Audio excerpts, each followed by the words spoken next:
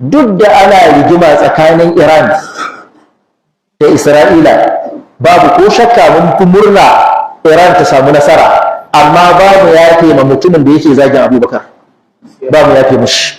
Kuma in ya gama wancan faɗan zai zo mai namu da cikin gida, in zai musulunta mu tafi tare, musulunta mu tafi tare, in ko ba zai musulunta ba shi da wancan duk ɗaya, ba bambanci. To kaji ba wani abin da zai abin nan, ita ce gaskiya, ita ce aqida. Mu akan haka muke, musuluncin mu annabi Muhammad shine annabi, Abubakar ne khalifansa, wanda ya zagi Abubakar bai ganin mutuncin annabi, ƙarya yake, sai dai ya ɓoye wallahi. Babu yadda za mutum ya dube ka ya ce abokan babanka mutanen banza ne, ka ce bai zagi babanka ba, bai yiwa. Yau idan mutum ya zo gari, in ɗan wiwi ne shi zai nemo ina majalisar yan wiwi take, in ɗalibin karatu ne zai nemo wanda ake karatu, yau zai zo garin zai gane wanda ake karatu. An lura, kowa ya san mutanensa. Waɗanda suke zagin Abubakar annabi suke hari, amma suna ganin abin ba zai yiwu ba, sai suka fake da Abubakar da Umar. Da haka ya jama'a sai mu kiyaye. An lura, wani abin kawai ka ja bakin ka kai shiru su je su yi can tsakaninsu.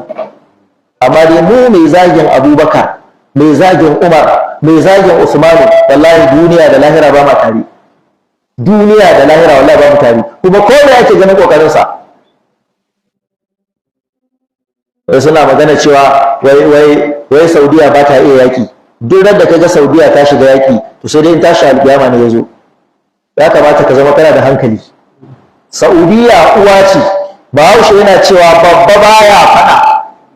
Don idan babba ya kama faɗa, mutum nawa ne zai faɗa tare da shi. A yau wannan harin da aka kawo Iran, da Saudiya aka kai wa hari aka harbi harami, da yanzu ana yakin duniya. Pakistan ba za su yadda ba, Turkiya ba su yadda, sauran ƙasashen musulmi ba za su yadda ba. Menene zai faru? Yakin duniya. Shi yasa Saudiya take kafa domin ita uwa ce. Idan suka harba, dole za a harbo musu. In ko aka harbo, za a harbi haramin Ubangiji. Wani abu in ka ga mutum ya yi shiru, akwai dalili, amma ba haka nan ba ne. Amma sai mutum zo ta zagin Saudiya saboda bai san Saudiya ba. Mutum yana zagin shugabannin Saudiya sun lalace. Alhali waɗanda suka lalace da za ka auna su da baban shi sun fi baban shi kirki. Amma ya baro tsohon shi na zagin waɗancan. Ka ji wani wulakanci. Malam masallacin Makka da Madina kaɗai, ka shiga Google yanzu na ƙalubalance ka. Abinda ake kashe mishi a shekara guda masallacin Makka da Madina ya fi naira tiriliyan 60. Ka je ka duba dala biliyan nawa ake kashe mishi. Don Allah wannan ba aiki ba yake musulunci. Idan fa aka je lahira, kowa Allah zai auna kyakkyawan shi da mummunan sa ne. Idan kyakkyawan sa yafi yawa ya tafi aljanna, ko kana ce Allah zai auna mummunan wani ne kadai, kai ba zai auna naka ba, haka ake yi. Banda masallatan gari, ka duba da ke addini hidima, ka duba girman Muzdalifa, duk duniya kowa ya taru a Muzdalifa. Maimakon a bar mutane su kwanta a ƙasa, kafin ya fi shimfiɗa wa mutane haka. Yadda suke wa addini hidima ba kaɗan ba ne, amma ba ma inkara suna da kurakurai. Sannan idan 'yan gidan sarauta sun yi kure, sai mu ɗora wa mutanen Saudiya gaba ɗaya. Akwai adalci? Saudiya ta lalace, kai ne ka lalace. Har yau bayan da kai Saudiya addini, suna addini. Ba wai Saudiya ke so soka ba, aqidar sunna da tauhidi yake nufi. Haka suke. Har yau Saudiya ina ne aka buɗe bokaye kofa suna bokanci a zahiri, a fili a ce ga wurin da ake bokanci, an ba da wannan dama? Babu. Ina aka buɗe kofa a Saudiya ana yin bid'a a fili, ba su hana ba. Ka duba yadda aka ba masallaci tsaro, aka ba addini tsaro, aka ba tauhidi tsaro. Addinin nan ana kula da shi, a ɗebo 'yan ƙasashe daban-daban da suka musulunta, a koya musu musulunci, a maida su ƙasar su zama malamai. Nawa aka yi? Yau manyan malaman da muke takama da su a Najeriya a ina suka yi karatu? Ku je ku tambaye su. Saudiya ta ɗau nauyin cin su da shan su, ta musu riga, ta musu wando, ta ba su wurin kwana, ta ba su abinci. Saudiya ta musu komi don su koya addini, su zo su koya mana, kuma wallahi muna amfana da su. Kama tun daga Profesor Sani Umar Rijiyar Lemo, Profesor Mansur Sokoto, da irin su abin nan Dr. Tukur Almanar, da manyan malaman da ba za su kirgu ba, wanda Najeriya yau muke takama da su. Saudiya ta karantar da su kyauta. Ko wannan kaɗai bai kamata mu ga mutuncinsu ba? Wai a waye gari malami ba ya je Saudiya a ba shi ɗakin kwana, a ba shi abinci ya ci, a koya masa karatu, a mai abin da za a mai, kuma ya dawo ya gabe da abokin gaba sai Saudiya. Ka gane ya yi asara. An lura yi, ya yi asara.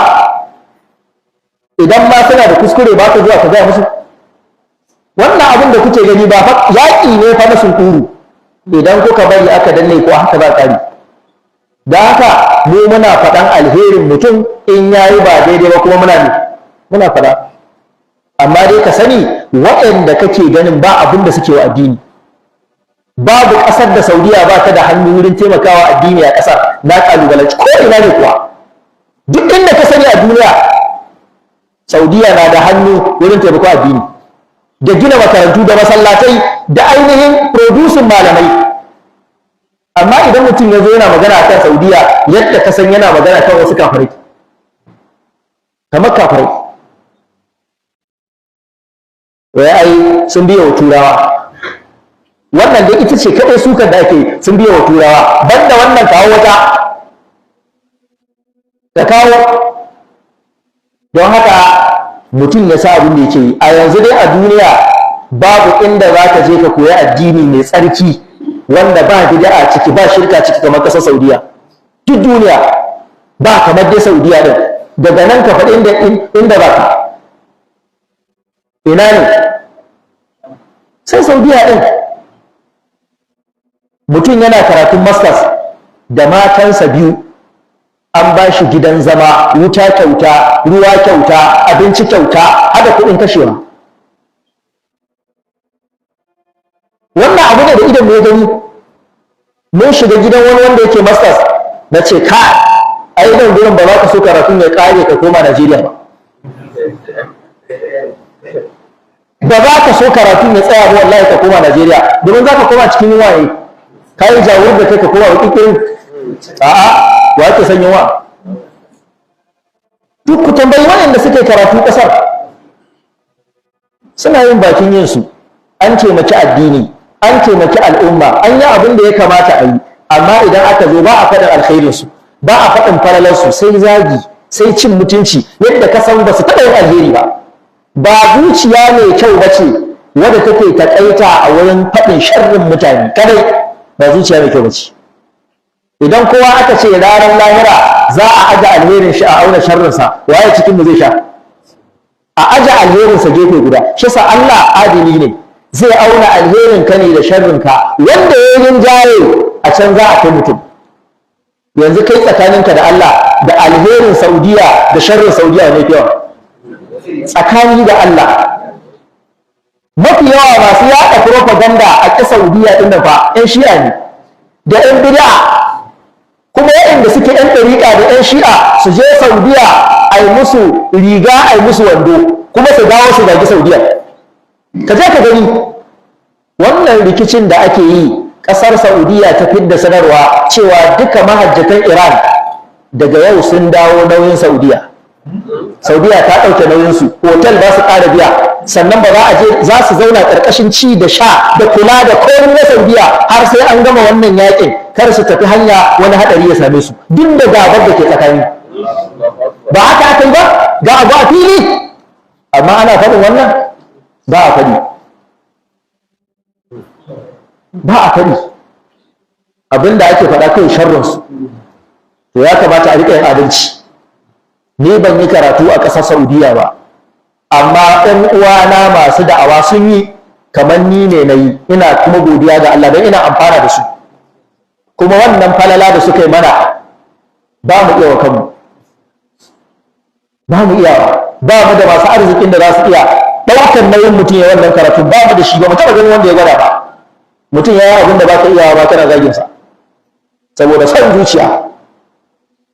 Allah ka gyara zuciyarmu. So da